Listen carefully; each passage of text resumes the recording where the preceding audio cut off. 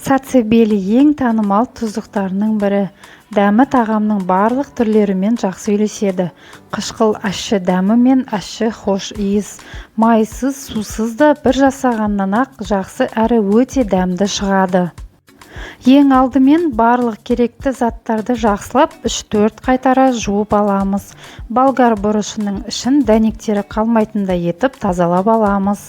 Кейін барлық заттарды бөліктерге бөліп, блендерге салып, блендердің көмегімен езіп аламыз. Қызанақ жидектерден көрі жан-жақты тағамдық ингредиент болғандықтан, укроп басқа да қоспаларды салмайтын боламыз, өйткені қызанақтың дәмін сөндіріп тастайды. Қызанақ пен болгар бұрышын турап болған соң, сарымсақты салып, бірден қызыл ащы бұрышты да салып, барлығын қосып блендермен еземіз. Сацебели дәстүрлі рецептінде зиянды ингредиенттер жоқ.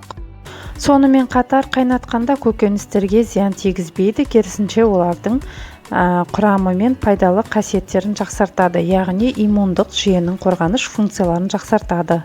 Дайын болған массамызды үлкендеу қайнататын ыдысымызға құйып, қалған қызанақ пен болгар бұрышын езіп құя береміз.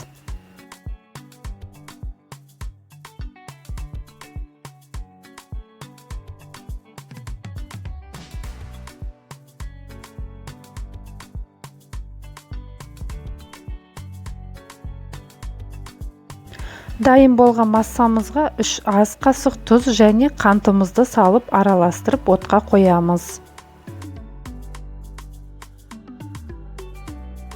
Сацебеліміз бір қайнаған соң көбігі шыға бастайды.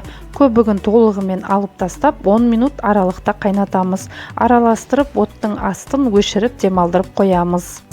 Осы аралықта банкамызды қақпақтарын содамен 1-2 қайтара жуып тазалап стерилдеп қоямыз. Сацебелімізді қайта қосып тағы 10 минут бұрқ еткізіп қайнатамыз. Содан соң банкілерге құйып бастаймыз.